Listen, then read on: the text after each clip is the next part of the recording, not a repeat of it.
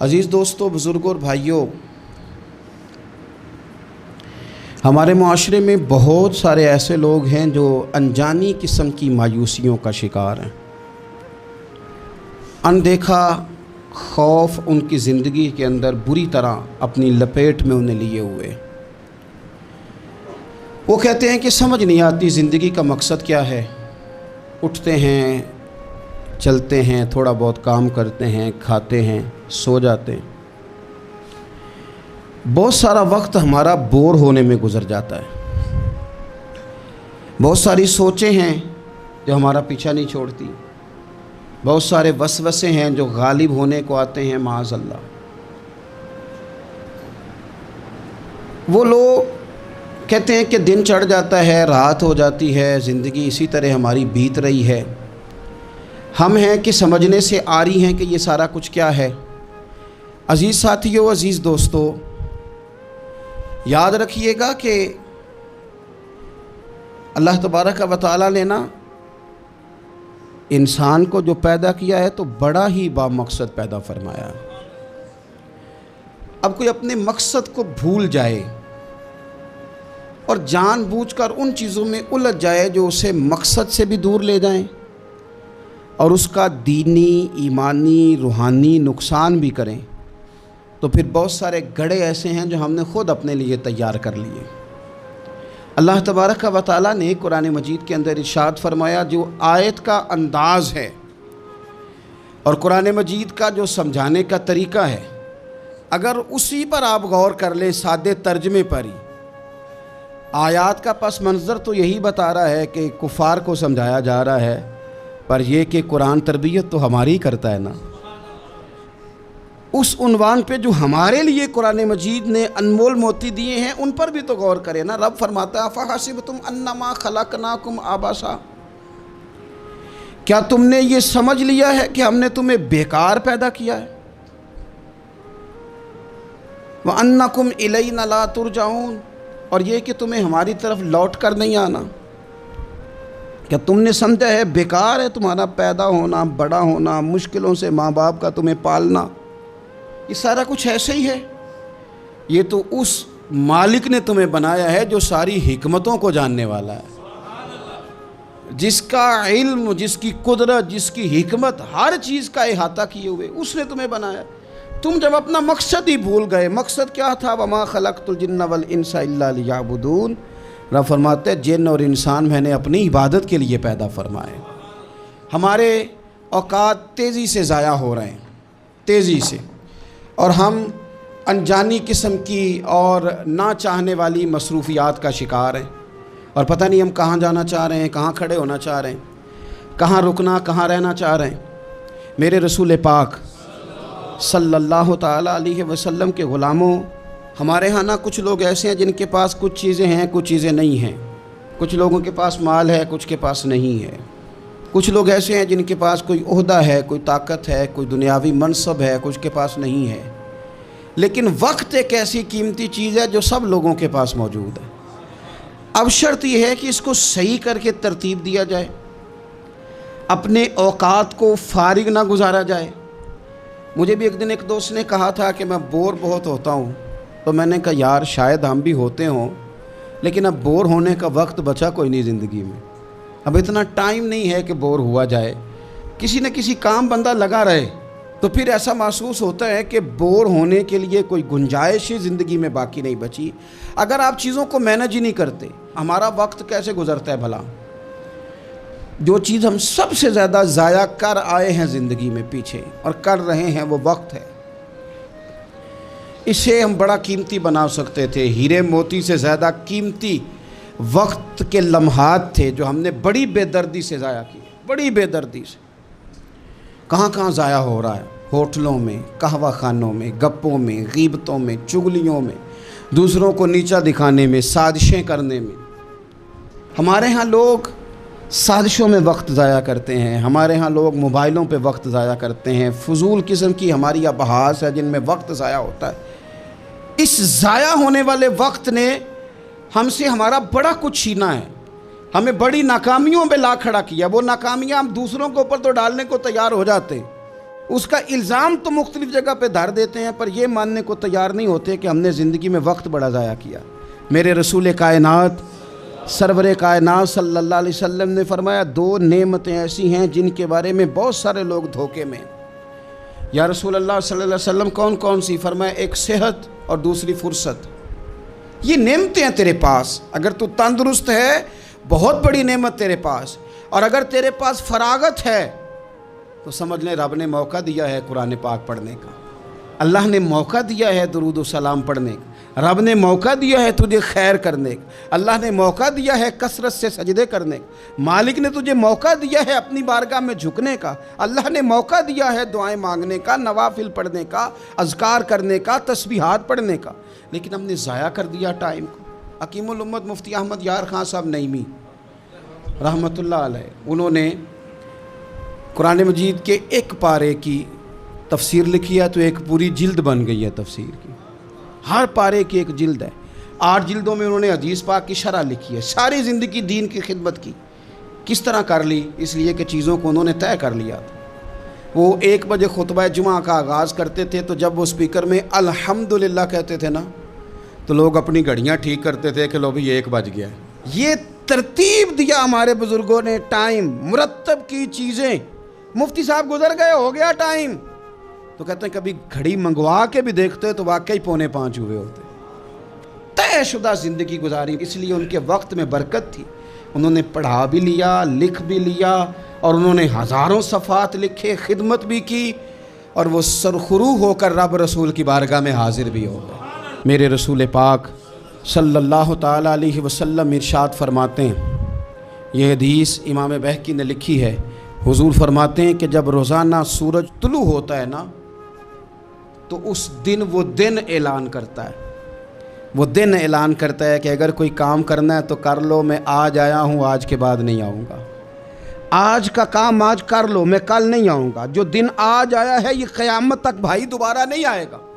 جس کی آج تلاوت رہ گئی، جس کا آج درود پاک رہ گیا، جس نے آج سجدے نہ کیے معاذ اللہ رہ گئے اس کے، جس نے جو خیر کرنی تھی آج کے دن نہ کر سکا تو رہ گئی۔ حضرت عمر بن عبدالعزیز رحمۃ اللہ علیہ سے کسی نے کہا حضور یہ کام رہنے دے، کل کر لیجئے گا، تو فرمانے لگے جو کل کرنا ہے وہ پھر کب کروں گا؟ اس کام کو کل کر لوں گا تو جو کل کرنا ہے وہ کب کروں گا؟ امام شافعی رحمۃ اللہ علیہ فرمایا کرتے تھے کہ میں نے نا صوفیاء سے ایک بات سیکھی ہے جس نے مجھے زندگی میں بڑا نفع دیا ہے۔ آپ فرمایا کرتے تھے کہ صوفیاء کہتے ہیں کہ وقت ایک تلوار ہے، یہاں تو تم اسے اپنے بس میں کر لو، یعنی مینج کر لو، طے کر لو، معاملات کو مرتب کر لو، اس طرح اس وقت یہ کرنا ہے، اس وقت یہ کرنا ہے، تو پھر تم اس تلوار کی وجہ سے ساری مشکلات کو کاٹ دو گے، اور اگر تم نے اس تلوار کو نہ تھاما تو یہ وقت ایک ایسی تلوار ہے پھر یہ تمہیں کاٹ دے گا۔ اور فرمایا کرتے تھے یہ اتنی تیزی سے پگھلتا ہے وقت، کالے بال سفید ہو جاتے ہیں، سیدھی کمر ٹیڑھی ہو جاتی، تندرست وجود بیمار ہو جاتا، اتنی تیزی سے پھر یہ وقت گزرتا ہے کہ برف اگر دھوپ میں رکھ دی جائے تو وہ اتنی تیزی سے نہیں پگھلتی جتنی تیزی سے ہماری زندگی کے دن پگھل رہے ہیں۔ ہم سمجھ رہے ہیں دن بڑھ رہے ہیں، حالانکہ دن بڑھ نہیں رہے، دن کم ہو رہے ہیں، ہم موت کے قریب جا رہے ہیں۔ اپنے روزمرہ کی جو چیزیں ہیں، معاملات زندگی ہے، اس پر خوب توجہ دیں اور خوب محنت کریں اور چیزوں کو طے کر لیں۔ اگر آپ طے کر لیں گے تو ہم محسوس کریں گے کہ ہم نے زندگی میں کچھ کر لیا ہے۔ لیکن میرے بھائی اگر سوچنے میں، سمجھنے میں، سیروں میں، آنے جانے میں، میں اکثر دوستوں سے کہتا ہوں کہ زندگی شگل میلے میں گزر گئی لوگوں کی، شگل میلے میں، یا بیسوں میں یا شگل میلے میں۔ 2 گلیاں چھوڑ کے مسجد ہے تو آپ نے نہیں دیکھا ہوگا کہ 15 بندے اکٹھے ہو کے مسجد جاتے ہو کسی گلی سے، 15 20 جا رہے ہیں، آؤ چلیں یار سارے جمعے کا ٹائم ہو، اس طرح نہیں اکٹھے ہوتے، 7 گلی میں جانا ہے۔ لیکن اگر انہی لوگوں سے کہا جائے کہ سیر کے لیے جانا ہے تو پوری بس بھر جاتی ہے ایک محلے سے، انہی سے کہا جائے کہ میلہ ٹھیلا لگا ہے وہاں جانا ہے تو پوری بس بھر جاتی، 7 والی گلی جانے کو تیار نہیں۔ میرے بھائی جنت انسان کی کامیابی کا مقام ہے، جنت وہ جگہ ہے جہاں ہم کامیاب ہو کر فلاح پا کے جائیں گے، جنت وہ جگہ ہے کہ جہاں کوئی حسرت باقی نہیں رہے گی، کوئی خواہش باقی نہیں رہے گی، اور جنت کے اندر وہ نعمتیں ہیں کہ نبی پاک صلی اللہ تعالیٰ علیہ وسلم فرماتے ہیں کہ تمہارے رب نے تمہارے لیے جنت میں وہ نعمتیں تیار کی ہیں نہ کسی آنکھ نے دیکھی، نہ کسی کان نے سنی، نہ تمہارے دل پر کبھی خیال ہی گزرا ہوگا کہ یہ بھی ہمیں ملے گا۔ وہ سارا کچھ بھی اللہ تمہیں جنت میں عطا کرے گا۔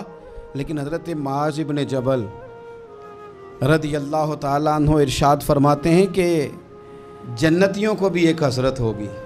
فرمانے لگے میں نے رسول پاک سے سنا ہے، فرمانے لگے میں نے حضور سے سنا ہے کہ جنتی بھی اس وقت پر حسرت کریں گے جو وقت ان سے ضائع ہو گیا اور خدا کے ذکر میں نہیں گزر سکا۔ وہ حسرت کریں گے کہ یہ لمحہ ہم نے ضائع کر دیا، اللہ کے ذکر کے بغیر گزار دیا، خیر کے جملے کے بغیر گزار دیا، درود و سلام کے بغیر گزار دیا۔ وقت کا ضائع ہونا اتنی بڑی حسرت ہے کہ جس پر اہل جنت بھی حسرت کریں گے یہ ہم سے کیا ہو گیا۔ تو جو حسرت کل کرنی ہے وہ آج نہ کر لیں، بچا نہ لیں اپنے وقت کو، ضائع ہونے سے بچا نہ لیں۔ ہم کبھی پلٹ کے دیکھیں نا تو ہماری بہت ساری محرومیوں کا سبب یہ ہے کہ ہم نے سستی بڑی کی۔ میں کئی دفعہ غور کرتا ہوں نا ذاتی طور پر، تو میں سمجھتا ہوں زندگی میں بہت سارے اور کام بھی ہو سکتے تھے لیکن سست ہو گئے۔ کیا ہی اچھا تھا 1 گھنٹہ اور کم سو لیتے، کیا ہی اچھا تھا کہ تھوڑا اور آگے بڑھ لیتے۔ جاگنا ہے جاگ لے افلاک کے سائے تلے، پھر تو حشر تک سوتا رہے گا خاک کے سائے تلے۔ کچھ کام کریں، کچھ آگے بڑھیں، کچھ اپنی زندگی کے اندر چیزوں کو لے کر کے آئیں۔ آپ جب کچھ چیزوں کو لائیں گے، کچھ کریں گے۔ حضرت عمر فاروق رضی اللہ تعالیٰ عنہ نا، جناب فاروق اعظم ہمیشہ کام کرتے تھے، ہمیشہ ڈیوٹی کرتے تھے، اور انہوں نے بڑی ڈیوٹی کی زندگی میں، بڑا کام کیا۔ ہم نہ سو جاتے ہیں، ہم آرام کرتے ہیں، بلکہ مرضی کی نیند ہے، مرضی کا جاگنا ہے۔ حضرت عثمان غنی رضی اللہ تعالیٰ عنہ فرماتے ہیں سخت دھوپ تھی مدینہ منورہ میں اور سب لوگ سو رہے تھے، تو میں کسی کام کے لیے چھت پہ گیا تو میں نے دیکھا کہ ایک بوڑھے شخص ہیں تو وہ اونٹوں کو ہانکتے ہوئے آ رہے ہیں۔ تو میرے دل میں خیال آیا کہ یہ مجھے ملے تو میں انہیں سمجھاؤں کہ ساری دنیا جو سو رہی ہے تو آپ بھی اپنے اونٹوں کو چھوڑ دیں اور کچھ دیر آرام کر لیں۔ اتنی کڑی دوپہر لگی ہوئی، اس وقت بھی آپ اونٹوں کے پیچھے ہیں۔ فرماتے ہیں میں چھت پہ ہی رہا کہ یہ قریب آتے ہیں تو سمجھاتا ہوں، لیکن وہ قریب آئے تو میں تڑپ ہی گیا۔ وہ عام شخصیت تو نہیں، وہ تو امیر المومنین حضرت عمر فاروق ہیں رضی اللہ تعالیٰ۔ میں نے ان سے کہا کہ امیر المومنین اس دھوپ میں آپ اونٹوں کے پیچھے سارا زمانہ سو رہا ہے، کسی غلام کو فرما دیتے۔ تو آپ فرمانے لگے یہ مال غنیمت کے اونٹ ہیں، غلام کی ڈیوٹی تو نہیں نا، ڈیوٹی تو میری ہے نا مسلمانوں کا مال سنبھالنے کی۔ فرمایا یہ چلے گئے تھے، دل میں خیال آیا کہ عمر سے اس کے بارے میں بھی تو قیامت میں پوچھا جائے گا نا۔ تو جو سونے والے ہیں وہ سو رہے ہیں، پر میری تو ڈیوٹی ہے نا، مجھے تو جاگنا ہے نا۔ اعلیٰ حضرت فاضل بریلوی رحمۃ اللہ علیہ فرماتے ہیں سونا جنگل رات اندھیری، چھائی بدلی کالی ہے، سونے والو جاگتے رہنا، کیونکہ چوروں کی رکھوالی ہے۔ سونے والو، ایک تو سونے سے یہ مراد ہے نا، اور ایک سونے سے مراد سونا ہے جو بڑا قیمتی ہوتا ہے۔ سونے والو جاگتے رہنا، چوروں کی رکھوالی ہے۔ حضرت معاویہ بن خدیج رضی اللہ تعالیٰ عنہ ایک صحابی ہیں، وہ فرماتے ہیں کہ میں اسکندریہ کی فتح ہوئی تو میری خواہش ہوئی جناب عمر کو جا کے خوشخبری سناؤں، لیکن جس وقت میں مدینہ شریف پہنچا نا تو سب لوگ دوپہر کا آرام کر رہے تھے۔ اب ہمارے آرام میں کوئی خلل ڈالے سوال ہی پیدا نہیں ہوتا۔ اماں کو بھی اجازت نہیں ہوتی، اور پھر اگر کوئی سوتے ہوئے ہمیں اٹھا دے اور ہم جاگ جائیں تو پھر جو ہمارا رویہ ہوتا ہے اللہ ہی خیر کرے، بادشاہ سلامت کوئی جگا دیا ہے، ہم بہت سارے معاذ اللہ ادب اداب بھی بھول جاتے ہیں، نیند ضائع کر دی۔ تو حضرت معاویہ بن خدیج رضی اللہ تعالیٰ عنہ کہتے ہیں میں مدینہ شریف آیا، دوپہر کا وقت تھا، اسکندریہ کی فتح ہو گئی، خوشخبری سنانی تھی۔ تو مدینہ شریف جب میں پہنچا تو سب لوگ آرام کر رہے تھے، تو میں نے مناسب نہیں سمجھا سیدنا فاروق اعظم کے گھر جانا۔ میں نے کہا شام کو بات کروں گا۔ شام کو میری ملاقات ہوئی، گویا عصر کے بعد ملاقات ہوئی، جب مغرب میں ملاقات ہوئی تو میں نے کہا حضور وہ میں مبارک ہو اللہ نے فتح دے دی۔ تو آپ فرمانے لگے یار میں تو بڑی دیر سے منتظر تھا، سو نہیں سکا۔ تو کہتے ہیں میں نے کہا حضور میں تو اسی لیے نہیں آیا کہ آپ آرام کر رہے ہوں گے۔ تو آپ فرمانے لگے آرام میں کیا کرتا تھا پر خلیفہ بننے سے پہلے پہلے۔ اب کہاں وقت ہے میرے پاس، اتنی ذمہ داریاں ہیں، کہاں آرام کرتا ہوں۔ اور پھر رو پڑے اور فرمانے لگے میں تو رات کو بھی کم سوتا ہوں۔ حضور کیوں؟ فرمانے لگے دن مخلوق کے کام دیکھتا رہتا ہوں اور رات ہوتی ہے تو رب کی عبادت کرتا رہتا ہوں۔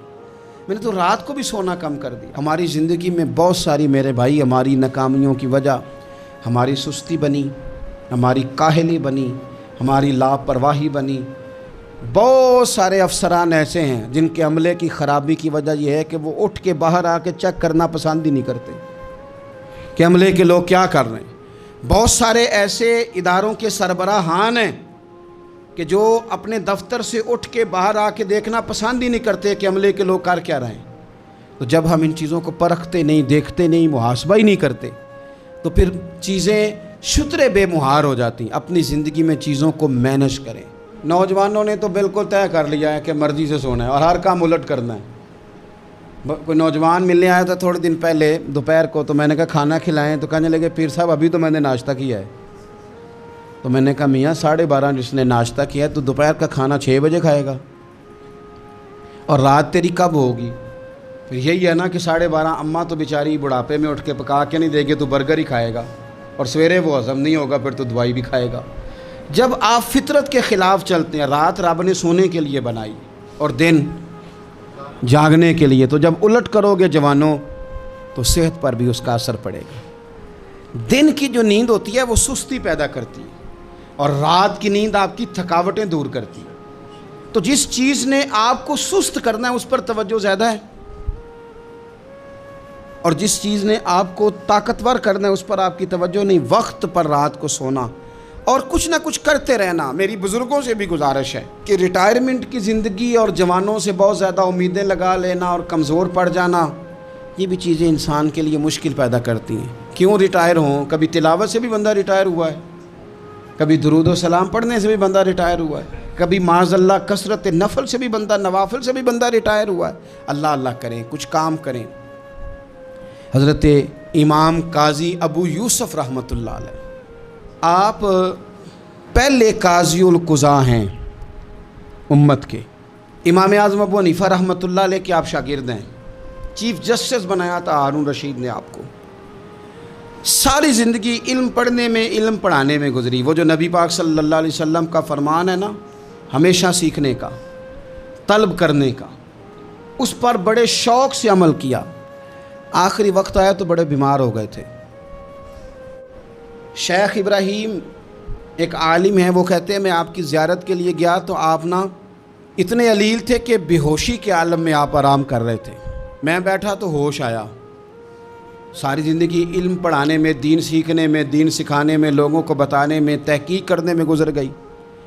آنکھ کھلتے ہی نا مجھ سے کہنے لگے اچھا ہوا ابراہیم تم آ گئے، ایک مسئلہ ڈسکس کرنا تھا۔ میں نے کہا حضور اس حال میں بھی؟ تو کہنے لگے اچھا نہیں دین پڑھتے پڑھاتے سیکھتے سکھاتے دنیا سے چلے جائیں، ہم سے زیادہ خوش نصیب کون ہوگا؟ کہتے ہیں میں اتنا متاثر ہوا کہ دنیا سے جا رہے ہیں، شوق ابھی بھی علم کا ہے، آخری ہجکیاں ہیں اور علم کا ابھی بھی شوق ہے۔ فرماتے ہیں ان کی طبیعت میں بڑی نکات تھی، مسئلہ بتایا، پھر لیٹ گئے۔ میں نے سلام لی اور جب میں ان کے دروازے سے آگے گزرا تو پیچھے سے کسی کے رونے کی آواز آئی۔ میں نے پوچھا کیا ہوا؟ تو کہنے لگے امام ابو یوسف کا وصال ہو گیا۔ آخری دم تک ان لوگوں نے اپنے معاملات کو نہیں چھوڑا، چیزوں کو مینج کر کے رکھا۔ مسند امام احمد بن حنبل میں حضرت انس بن مالک رضی اللہ تعالی عنہ کی حدیث ہے، میرے نبی پاک صلی اللہ علیہ وسلم نے فرمایا قیامت قائم ہونے لگے، تمہیں پتہ لگ جائے قیامت آنے والی ہے اور تمہارے ہاتھ میں ایک چھوٹا سا پودا ہو، تو فرمایا قیامت قائم ہونے سے پہلے پہلے اسے بھی لگا ہی دینا، لگا دینا، خیر کا کام کر ہی لینا۔ وہ جو تمہارے پاس تھوڑا سا وقت ہے تو وہ بھی انتظار میں نہ گزار دینا کہ قیامت آ رہی ہے تو انتظار کروں، فرمایا وہ پودا بھی لگا دینا تاکہ اس کا ثواب بھی تمہارے نامہ اعمال میں پہنچ ہی جائے۔ کیوں وقت ضائع کریں، کیوں لمحات ضائع کریں، کیوں ایسا کام کریں جو ہمارے لیے بڑی مشکل کا باعث ہے؟ ہم نے ابھی تک طے نہیں کیا کہ ہم نے کرنا کیا ہے۔ بہت سارے لوگ ابھی تک طے نہیں کر پائے کہ میں دراصل ہوں کیا، میرا سفر کیا ہے، میں نے جانا کدھر ہے۔ بہت سارے لوگ ایسے ہیں جن کی ابھی تک ساری توجہ دوسروں پر ہے، اپنے اوپر توجہ کر ہی نہیں سکے۔ ہم نے طے ہی نہیں کیا، اور جو کام کرنے والے تھے 39 سال عمر پائی حضرت عمر بن عبدالعزیز نے، 39 سال، پورے 40 نہیں، لیکن وہ کروڑوں بار درود و سلام بھی پڑھ گئے، وہ سینکڑوں مرتبہ قرآن مجید بھی ختم کر گئے۔ پچھلے ان سے قبل گزرنے والے بادشاہوں کی زیادتیاں معروف تھیں، لیکن وہ آئے تو نظام حکومت کو عدل سے بھی بھر گئے۔ لوگ بڑی بڑی آسائشوں میں زندہ تھے، انہوں نے بادشاہی میں فقیری کر کے بھی دکھا دی۔ انہوں نے اس طرح کا نظام دنیا کو دے دیا کہ زکوٰۃ دینے والا ملتا تھا، لینے والا ملتا ہی کوئی نہیں تھا۔ 39 سال کی عمر میں سرخرو ہو کر رب رسول کی بارگاہ میں بھی پہنچ گئے، سارا کمال حاصل ہو گیا۔ عمر کتنی پائی؟ 39 سال۔ میرے محبوب پاک علیہ السلام کی جو ظاہری عمر مبارک ہے وہ 63 سال ہے، اور 23 سال حضور کا دور تبلیغ ہے، اس میں 27 جنگیں لڑی ہیں نبی پاک صلی اللہ علیہ وسلم، 27۔ اس کے اندر میرے نبی پاک صلی اللہ علیہ وسلم نے تبلیغ کے لیے کفار سے مقابلہ کیا، طائف سے لے کر تبوک تک کے سفر کیے۔ میرے اور کائنات کے محبوب علیہ السلام نے ان 23 سالوں کے اندر حضرت بلال حبشی رضی اللہ تعالیٰ عنہ کی آوازیں زمین سے لے کر جنت تک اپنے مقدس کانوں سے سماعت بھی فرمائیں، اپنے غلاموں کو اتنے درجوں تک حضور نے پہنچایا۔ حضور نے پوری دنیا میں ابلاغ دین بھی کیا، کتاب و سنت بھی سکھایا، نبی پاک نے واعظ و نصیحت بھی فرمائی، جنگوں اور غزووں میں بھی وقت دیا، کفار کے ساتھ جہاں معاہدے کرنے تھے وہ معاہدات بھی حضور نے کیے۔ لیکن یہ ساری چیزوں کے باوجود اپنی ازواج کو بھی وقت دیا، ان کی خوشیاں انہیں فراہم بھی کیں۔